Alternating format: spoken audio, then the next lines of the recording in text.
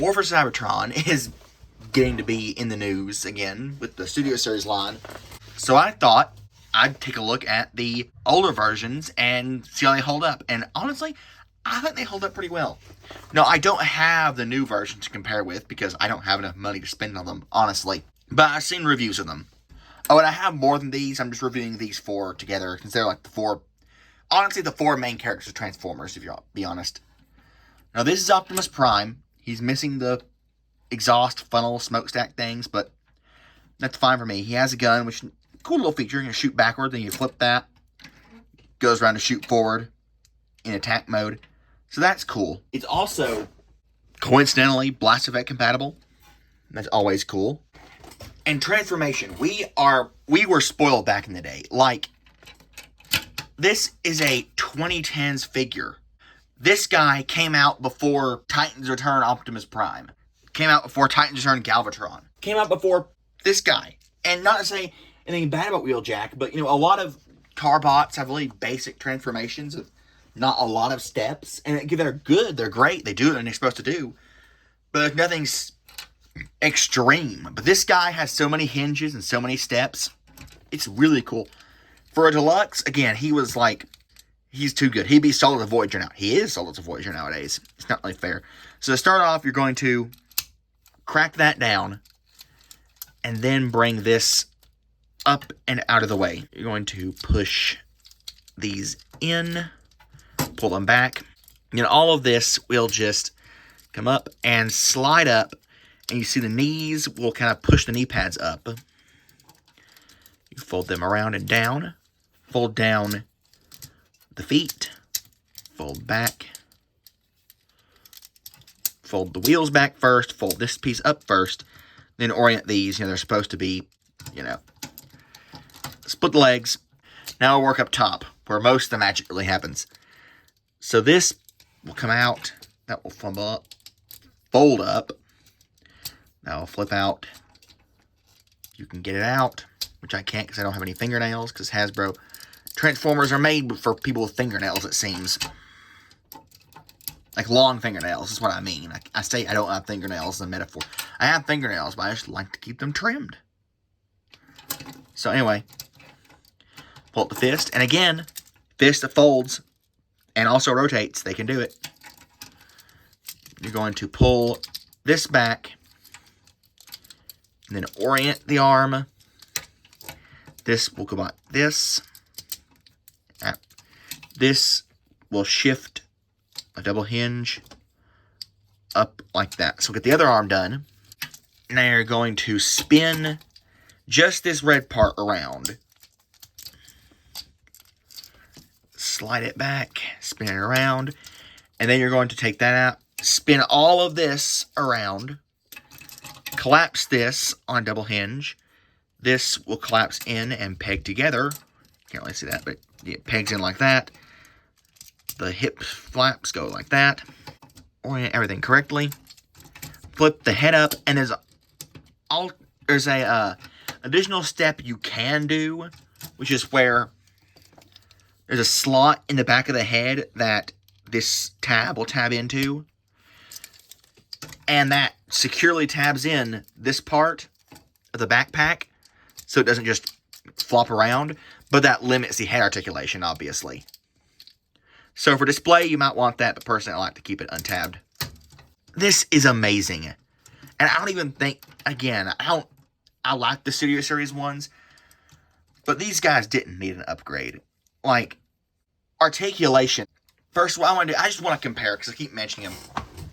I will compare this guy to a Leader Prime. Articulation. And again, this guy is older. Articulation. The feet.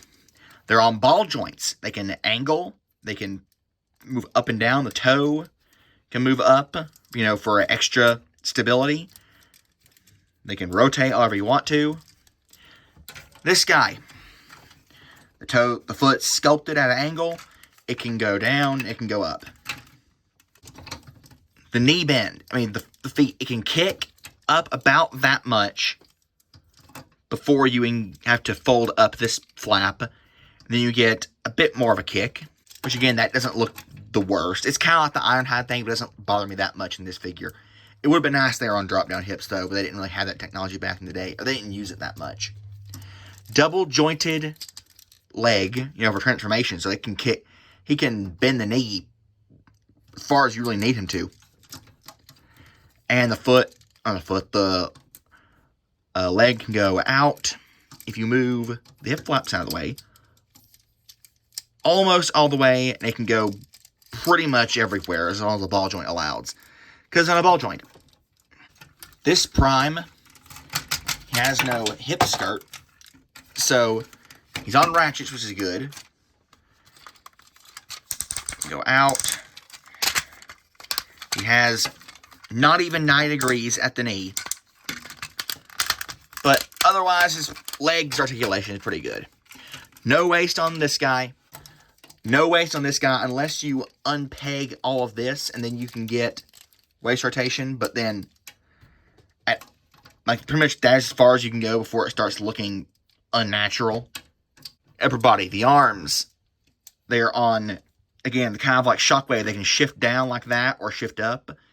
They can go all the way around. They can go all the way out, and the shoulder pad can move to accommodate it. 90 degrees of bend, and again, he has rotating fists. And he can also do like the fist, because transformation can bend down for like a sword holding pose. And the head is on a ball joint, and the head sculpt is, people might not like the big ears. I don't like it for like standard traditional G1 Prime, but for this stylized Cybertronian look, I think the head sculpt just looks great. You can't see the eyes. The light piping doesn't work the best, but that just looks mean. Like, mean in a good way, Power Master Prime. The arms can go up and down. Almost all the way out. Again, 90 degrees of bend. Opening and closing hands, but no wrist rotation. And the head can just swivel. Now, the amount of hinges on, and the amount of moving parts and the difficulty of transformation compared to the Power Master Prime, the later leader, as one might say. He keeps letting go of has this weird system for the guns, which aren't 5mm, and they don't hold the best. But, you want to know the true greatness of this guy? Out of the old figures? Look behind him. There's those gaps right there. There's one gap there. Oh, that's the back of the legs, sides of the legs, sides of the arms, his back, even when you take down the backpack, the wheels, just the elbow, there's a bit of a gap there, but that's an intentional gap with molded in detail. And when you compare it to, you won't stand, Power Master Prime with giant gaps there, and these giant gaps in the arm, and just the giant gaps in the back of the hips, which obviously Prime doesn't have. The fact that the way the legs transform, they're giant gaps. It's amazing how much it's devolved. I mean, they're getting better. They're a lot better now, obviously. But it's like they hit a high point. Again, they hit a high point in the 2000s and 2010s, and then they started going down in the late 2010s with Age of Extinction and the two-step changers and the crap like that. But yeah, just the dynamism you can get out of this Optimus Prime, just with especially with the fact that he has really articulated feet, and they can just get really anywhere you want to. I'll shoot some B-roll and show a bunch of poses off while I'm talking right now. It's amazing the things he can do.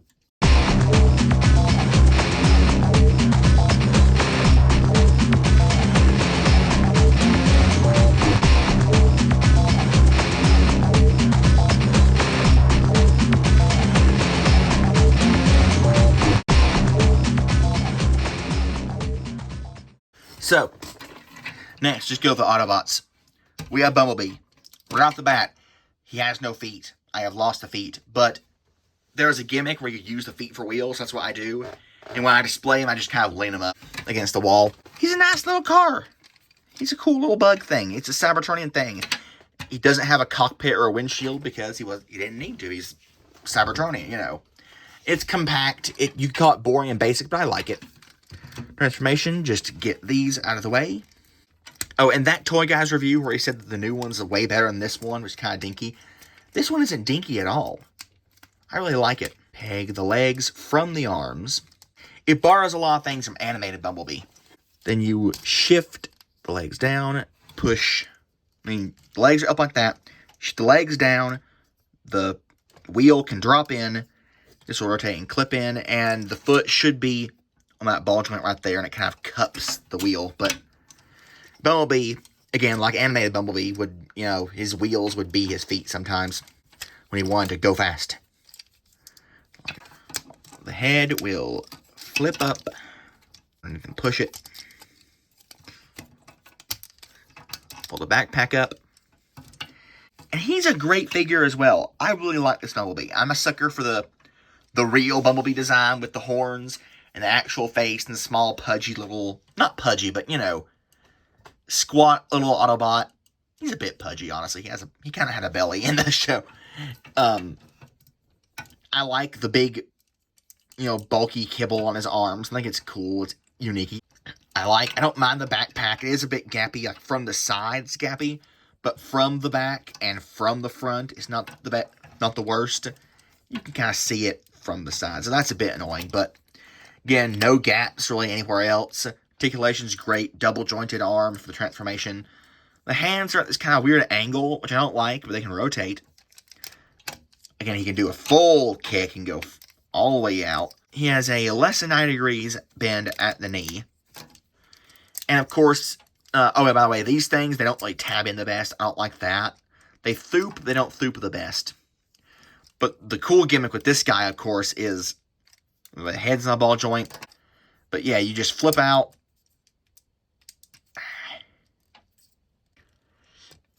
Oh, and as far as game accuracy, I'm much more partial to the Transformers having guns, like holding guns, instead of their arms transforming into guns. So, you know, I like that with Optimus Prime holding his gun, etc. And even though he doesn't have the feet, because, again, he had wheels, he would do that thing, you know, like they did a lot in the show, like animated. I think it's cool. And because he has these cool Energon swords, I can imagine just speeding through the battlefield, slicing Decepticons up.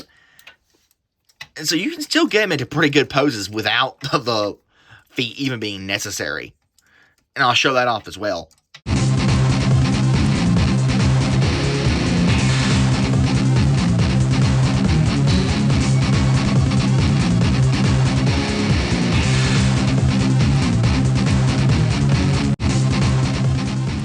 So, now moving on to the Decepticons. We have Megatron, which is it's a brick, but it's a cool brick. It's a tank, like an assault gun. I don't mind him turning into a tank in Cybertron, because it's different Cybertronian. You can fold the treads in to have the hover tank mode, but I only play the DS game, so I actually like the treads better. You can see the hands, but it's all black, and from any sort of distance, they kind of just blend in. Transformation is you just take the cannon off, bring the legs back, fold the feet. You're going to bring out the hands, the halves of the hands, which I have a difficult time doing it with my fingers again, so I like to have some sort of like tool. And then the arms will collapse together, and then collapse in, extend, go down, take this part, put it up, move it around, put it down, move the chest, fold the back up, move the arms, and then put the gun on. And Megatron can still pose. He can pose well. Not as well as Prime or Bumblebee, though. He has a bit more limited articulation. Again, because of the transformation, he does have big hollow bits on the back of his legs. That's pretty much it. The arms, they can go full over 90 degrees. They can rotate at the bicep, but the hands can't hold anything. I like the way they're molded. They look cool. They also, because the way they transform, can't rotate. They have the nice asymmetry with the shoulders like Megatron always had. He's got a really cool head sculpt. And he's otherwise really well articulated. He can pretty much get any Megatron pose you want to.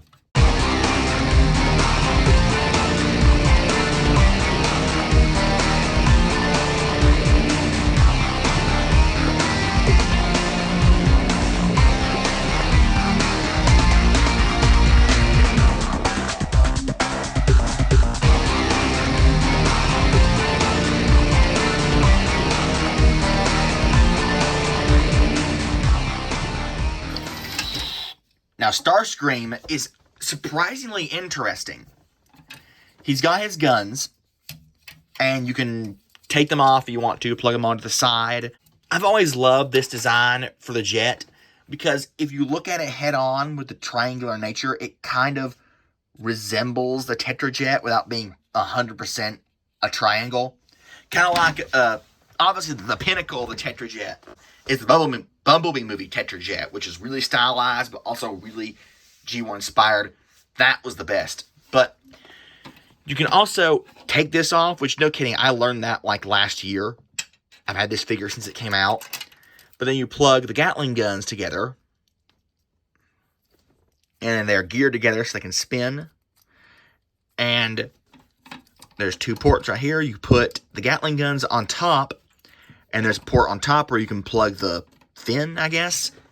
And that looks ridiculous, but that was like intended. That was an intended storage way, because why else would they have,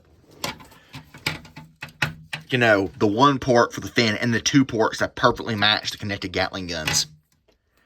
So yeah, he can hold the Gatling guns however you want him to. I like to put him on his arms to, you know, because that's Starscream. Transformation is flip up the feet, which hold up, but you have to have some sort of tool if you don't want fingernails. You take out, flip in the nose cone, again, Earthrise. And then he's jet on legs. You can angle that down, bring out the arms. The body's on double hinge, or the neck region-ish. Then rotate the head, which does have light piping. The wings can be oriented however you want to. And again, he can hold the guns individually, separately, but I like to put them on his arms separately. Starscream, interesting. He's still good. He's got a bit of gap, like hollowness in the back, if you really notice it, especially from the side. And his arms, they're not gorilla arms. He can, you know, rotate the fists, but then the null rays, the Gatling guns are on the back of his arms. Doesn't look like Starscream. So it ruins the look. But if you put the arms on his side, they become gorilla arms. And the guns on his side. But otherwise, he's nice. You know, he's got the light piping, nice head sculpt, nice stylization. Looks like the game, Starscream. And the shoulders, you get like a bit of a butterfly joint, but the shoulders don't latch in. So if you don't want that butterfly joint, it kind of gets annoying having that gap just appear when you're posing him. But he can also, despite the arms, if you work around them, you can pose him really well.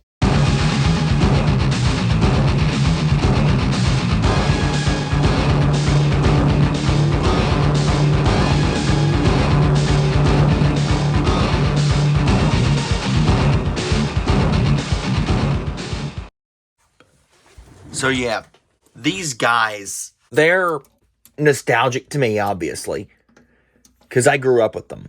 But they're nostalgic to me for a very good reason.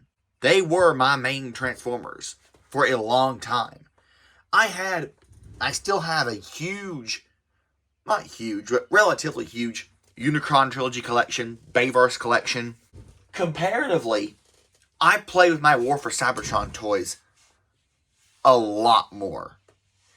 Now, yes, they have some of the limits of, 2010's design and problems, but for figures that came out the same time Power Core Combiners came out, for figures that came out before this, for figures that came out before the Transformers Prime toy line, They are like on par with Siege in my eyes. And that was decades before Siege. Every single one of them, aside from Megatron, the vast majority of them have rotating hands. Their articulation, as you saw, like, that's the only time, or the first time I've done an articulation reel in forever. Just because of how much you can get out of these guys. And for such old figures, their articulation is standard. They have standard articulation on par with modern figures from Legacy, Siege, Earthrise. And we don't even get rotating fists sometimes with those guys. Honestly, and for their articulation, their posing capabilities, how dynamic they look, I can forgive the gaps. I can forgive the paltry limit. Like, the molding's good. I don't feel a reason to buy the Studio Series ones. You can if you want to, but for me, who has a large collection of these guys, I'm happy with them. And until Earthrise came out, or War for Cybertron, until War for Cybertron came out, I'd call these guys peak Transformers.